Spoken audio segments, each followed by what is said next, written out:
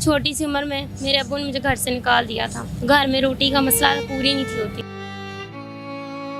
इसलिए मुझे कामों के लिए उन्होंने भेज दिया। काम का पता ही नहीं, खेलने की मैं बाबा ने लगाया काम पे, मार मार के लगाया, खंबे के साथ मेरा माथा पटका, जिसकी वजह से मुझे जख्म भी हो गए।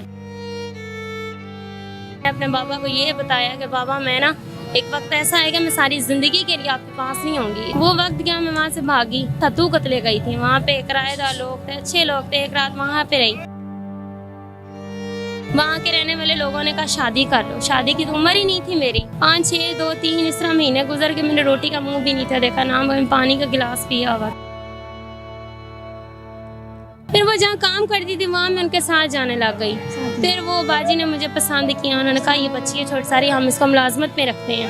फैमिली की तरह उन्होंने रखा, काम किया। छोटी काम करती करती करती पता ही नहीं लगा बड़ी हो गई। फिर जब बड़ी हो गई तो उनके हस्बैंड की नज़र मेरे पे सही नहीं थी। मैं इन आंटी से जब घर आई, इनका बड़ा बेटा था कुआरा, तकलीफ होती, दर्द होती, मैं कहती मेरी फैमिली तो मैं घर जाती, बच्चों को लेके जा। वैसे पाकिस्तान से कि मुझे मेरी फैमिली से मिलवाया जाए। बाप की याद आती है? बाप की तो इस कदर आती है ना, उन्होंने भले मेरे साथ जुल्म किया, लेकिन बाप तो बाप ही जाए जैसा भी है। माँ नहीं है, मैंने तो बाप को ही माँ माना। नाज़रीन, आज आपको एक ऐसी खातून से मिलवाने जा रहा हूँ जो 4 साल की उम्र में बाप ने मार के घर से बाहर निकाल दिया, लेकिन आज इनके 4 बच्चे हैं और दरबदर होने के बाद आज मीडिया पे बयान देना चाह रही हैं कि ताकि किसी भी हालत में इनके अपने बाप के साथ, माँ के साथ मुलाकात हो पाए। मेरे साथ खातून मौजूद हैं, बात करते हैं और जानते हैं। अस्सलाम वालेकुम जी। वालेकुम अस्सलाम। बाजी, वाकया हुआ क्या आपके साथ? छोटी सी उम्र में मेरे अब्बू ने मुझे घर से निकाल दिया था। घर में रोटी का मसला पूरी नहीं थी होती, तो मामा फौत होने से पहले मेरी सिस्टर खुद बताती हैं कि मेरी बेटी को पढ़ाना लिखाना है आपने। नहीं बाबा पढ़ा सके, तो इसलिए मुझे कामों के लिए उन्होंने भेज दिया। मैं वहाँ नहीं थी ना, मुझे गिलास तक नहीं था पकड़ना आता, कुछ भी नहीं था आता। मुझे काम का पता ही नहीं, खेलने की मैं बाबा ने लगाया काम पे, मार मार के लगाया, खंबे के साथ मेरा माथा पटका, जिसकी वजह से मुझे जख्म भी हो गए। आसपास के जो लोग थे वो निकले, उन्होंने यही बताया कि हम लोग इसे संभाल लेंगे, हम उसको पनाह देंगे, हम इसे पढ़ाएंगे। लेकिन बाबा को एक ही था कि ये बस काम कर और इसकी तनख्वाह मैं लूँगा। और फिर वहाँ पे रखा मुझे। मैं फिर मजबूर होकर मैं रहने लग गई। काम किया जिस तरह हमसे होता था काम किया, लेकिन वहाँ की रहने वाली जो मुलाजमा थी वो पहले से भागती थी, उसको आदत पड़ी थी। 5-6 दिन हफ्ते गुजरने के बाद उसने भागी तो 3-4 दफ़ा वो पकड़ी गई। फिर दूसरी तीसरी दफ़ा जब भागी तो उसने मेरा सहारा लिया, फिर मैं उसके साथ भागी। इस तरह फिर वो आई गई, फिर वो उसके साथ भागी। इस तरह मुझे आदत पड़ गई। फिर बाबा मुझे ढूंढ के ले आए। बाबा ने मुझे आकर गुस्से में ये कहा कि अगर तुम आज के बाद भागी मैं तुम्हारी टांगें तोड़ के यहाँ रख दूँगा, तुम कभी नहीं भाग लो। उस दिन मैंने अपने बाबा को ये बताया कि बाबा मैं ना एक वक्त ऐसा आएगा मैं सारी ज़िंदगी के लिए आपके पास नहीं होंगी, इतनी हो बड़ी हो जाऊँगी। अब मेरी टांगें कैसे तोड़ेंगे, मैं आपके पास होंगी नहीं कि आप तोड़ेंगे कैसे। बाबा ने कहा चलो ठीक है। वो वक्त गया, मैं वहाँ से भागी, तो फिर ईसाइयों के घर आ गई। ईसाइयों के आने से पहले सॉरी मैं ये बताना चाहती हूँ, मैं सत्तू कतले गई थी। वहाँ पे किराएदार लोग थे, अच्छे लोग थे। एक रात वहाँ पे रही। वो रिक्शे पे भाई ने मुझे बिठाया, जितना एरिया उनका था उन्होंने मुझे पूरा घुमाया। उन्होंने कहा शायद इसका कोई घर बार मिल जाए।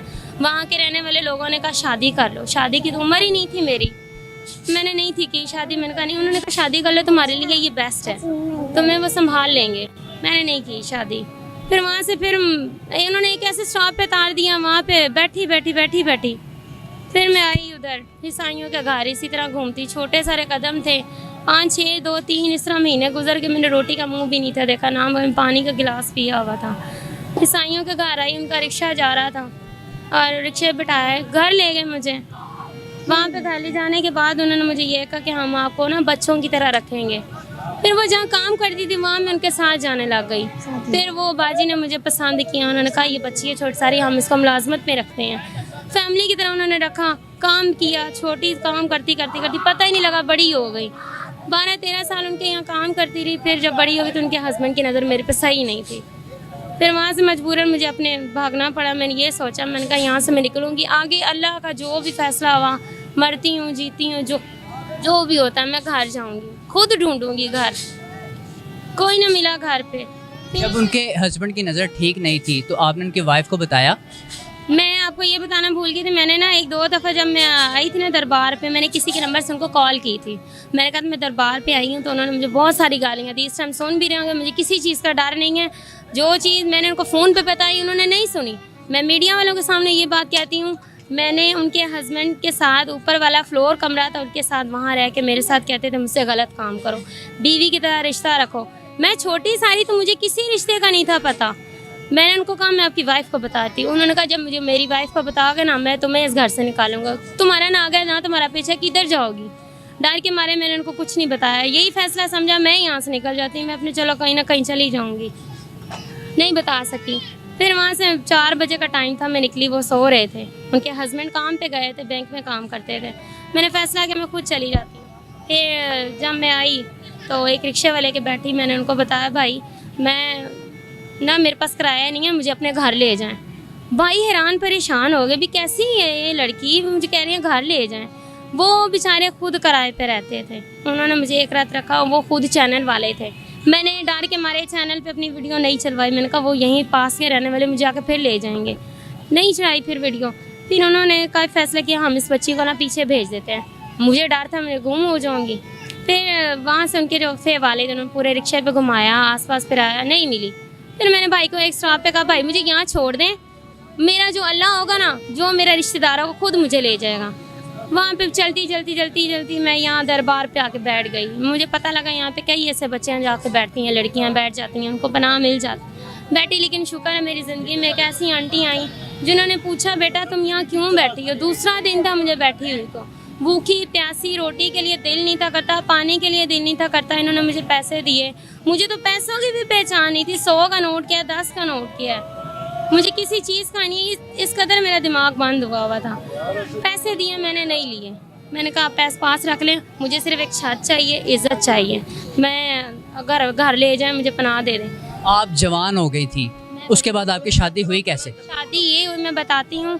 मैं इन आंटी से जब घर आई, इनका बड़ा बेटा था कुंवारा, मेरी उनसे शादी हुई, उनकी जो बहन थी, मैं घर आई, उन्होंने मेरा माथा चूमा, उनके भाई थे उन्होंने भी मुझसे सलाम लिया, रिश्ता भी था ही नहीं तो उन्होंने भाभी का नाम पहले दे दिया, शादी कर ली। फिर मैंने उनके दोबारा नंबर पे कॉल की, अपने होने वाले हस्बैंड पे कॉल की, मैंने कहा मैं यहाँ आ गई। उन्होंने कहा तुम लोग मेरे घर आ जाओ, हम आज यहाँ से वापस रूम भेजेंगे।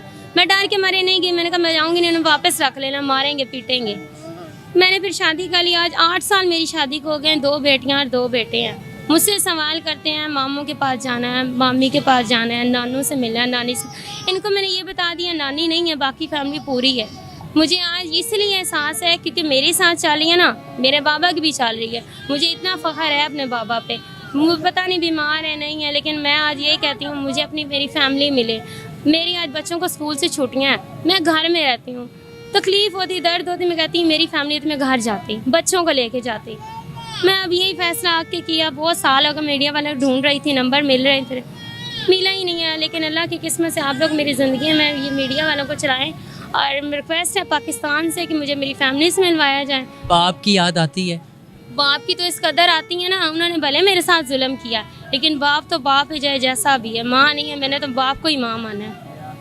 ये रिक्वेस्ट है कि जहाँ पे वो सुन रहे हैं, मॉडल टाउन में मेरी बहन रहती है, मुझे सुन रही है, मुझे जहाँ वो देख रही है, प्लीज़ मुझसे नंबर पर रब्ता करें और मुझे आकर ले जाएं। हो सकता है मैं इसी जगह पे आपको मिलूँ, अगर नहीं कॉल कर सकते तो। नाज़रीन, खातून मेरे साथ मौजूद थी, आपने तमाम तरह की गुफ्तगू सुनी। ये कहानी इतनी दिल दहला देने वाली है कि एक बचपन और एक लड़कपन की उम्र जो है, 4 साल क्या उम्र होती है कि एक बाप अपनी बेटी को मार के घर से बाहर निकाल देता है कि जाओ मैं तुम्हें खिला नहीं सकता, जाओ मैं तुम्हें नहीं पिला सकता, मैं तुम्हें कैसे पालूंगा। ये एक सवालिया निशान है। आजकल के हमारे कुछ मुआशरे के कुछ नासूर लोग हैं जो अपनी बेटियों को इज्जत नहीं देते। बेटे तो चाहते हैं लेकिन बेटियां नहीं चाहते।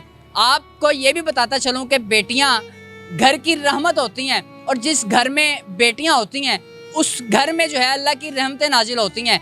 बेटे नेमत होते हैं लेकिन बेटियां रहमत होती हैं, और रहमत उसी घर में नाजिल होती है जब आप अपनी बेटी को जो है वो इज्जत की निगाह से देखें, आप अपनी बेटी की अच्छी परवरिश करें, आप अपनी बेटी के जो नसीब हैं उनके लिए दुआ करें, क्योंकि अल्लाह पाक बेटियों के नसीब अच्छे ही लिखता है। इसी के साथ अपने मेज़बान मुजाहिद रसन को इजाज़त दीजिए।